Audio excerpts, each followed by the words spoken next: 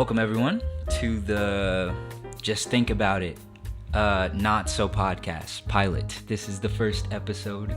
You guys are watching an exclusive take from me, Patrick B. Howard. A little bit about me. I had a podcast back 3 years ago. It was called the P's and Q's podcast. It was with my cousin Quincy, and we talked about a lot of random stuff. Basically, I'm going to do the same thing here, except I'm going to probably keep it a little more brief than I used to.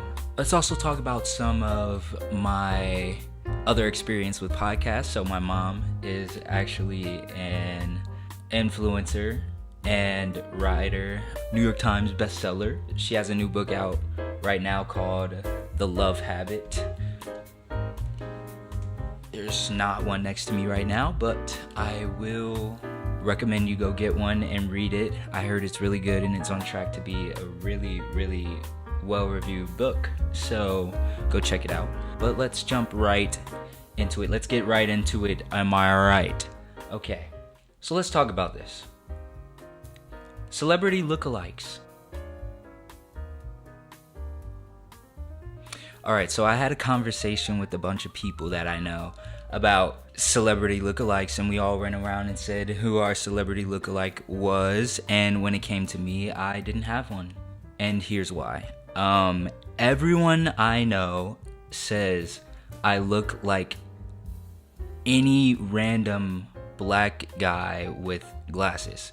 And, you know, I have a real issue with this, okay? Because some of these people I don't look like at all, and I don't want to stoop down low to even look like some of these people, and not to be like, oh, I'm an attractive person. I look good, but I have confidence in myself that some of these people I just don't look like, and it's gotten to the point where I just kind of like avoid that conversation. Because I look at, even like my friends, like I look at like people just randomly walking down the street, and my friend will be like, wait, that guy looks like you. What? Heck, wait a minute. Wait, is that your doppelganger? What? And I look over and it's like somebody who doesn't look remotely like me, and the only two traits we have in common is that we both have poor eyesight and we both have melanin. And it's like, okay. But I do also think that I don't have an answer to celebrity lookalikes, because I have also often gotten that I look like Kevin Hart. Now, I don't have anything against Kevin Hart, but I mean, I don't look like Kevin Hart. All right, on to the next topic. I think that, it's hard living in a generation where there were so many movies about, and I'm sure this is not just my generation, but there's so many movies that depict school as like this retro, chaotic place that like a lot of different moody, edgy things happen at school, and you don't even know the half of it, kid. Let me be honest with you. I have never once seen somebody come up with a mohawk and pin somebody to a locker and ask them for their lunch money. Yet every movie I know from Disney Channel has that exact character in it. Tell me I'm wrong. Look me in my eyes and tell me I'm wrong. Oh wait, you can't look me in my eyes. But you know what? The life that's depicted on Disney Channel movies is so insane and so, like, actually intriguing. And I kind of, like, want that, Like, I don't endorse bullying, but I would love to see somebody look as silly as to come up to someone with a mohawk and tell them, give me your lunch money. That doesn't make any sense to me. Anyways, Also, be honest. Have you ever seen an actual food fight? Like a real one? Like one that you see in TV shows or movies with everyone in the cafe or whatever you want to call it, the lunchroom, are throwing around food off of somebody announcing food fight. You haven't. But who doesn't want that? Who doesn't want that? Why has no one done that? Every time I think about a food fight, I feel there's so much more in life that we just haven't explored because we're like, let's save that for the movies. My life is a movie, okay?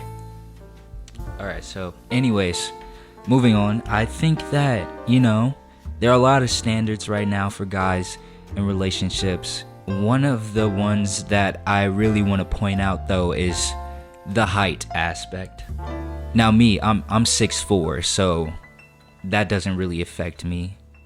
But I want to stand up for like all of the short people out there who are struggling because every girl that they're interested in doesn't want them because they're like only 3 inches taller than them. There are a lot of perks to being short. I wrote some down. I have some notes right here. I'm well prepared for this podcast. I took time. Let's take a look at some of the things that I said are benefits for short people. Okay, number 1. Short people can walk under their car seat to pick up things they dropped. I know you've dropped something under your car seat and you've literally almost broken your wrist to try and fish it out. Just know that your short friend is just chilling because he can just jump down and walk under there and grab it. These are things that we're not talking about in public. These are benefits to short people's lives that we don't talk about. Number 2, they can buy kids meals when they need to. They can pass as children when they really need it. When you got $5 in your pocket and you go to, let's say you go to Longhorn, or you go to Applebee's, or you go to Chili's, or you go to O'Charlie's, whatever is your local restaurant, and they got a kids meal. That little guy is walking in there and he's saying, "Can I get a kids meal?" And they're not even questioning him. Number 3, short people have excuses to not ride roller coasters that they're afraid of. Or let me rephrase that. Short people can't ride roller coasters they're afraid of. They couldn't do it if they wanted to. So if you go to, let's say you go to Six Flags with your friends, and you got a bunch of daredevil friends, and they want to get on that ride, that one ride, you know it, and you don't want to get on there, you better hope that you are not taller than the height requirement. Because once you tell your friends that you don't want to ride it, if you don't have that excuse, you're done. Expect your friends to come back to you the next day and have a mohawk on, be a buff jock, and pin you to the locker. Number 4, short people can get cookies after their doctor's appointment. So ladies, you don't need a guy who's, tall enough to reach that jar of salsa that you can't reach at the top of the cabinet. You need a guy who's short enough to be able to grab a kid's meal when money's running short. Money's running short. All right. I like to end this podcast with a lesson of the day. And, with all this negativity that's going on in the world, we need somebody like me to bring a little positivity, a little thought-provoking lesson. And we're going to start this off with, get your money up, not your funny up. Just think about it. Thank you. This is Patrick Howard with the Just Think About It Not So podcast. I hope to see you next time. Peace.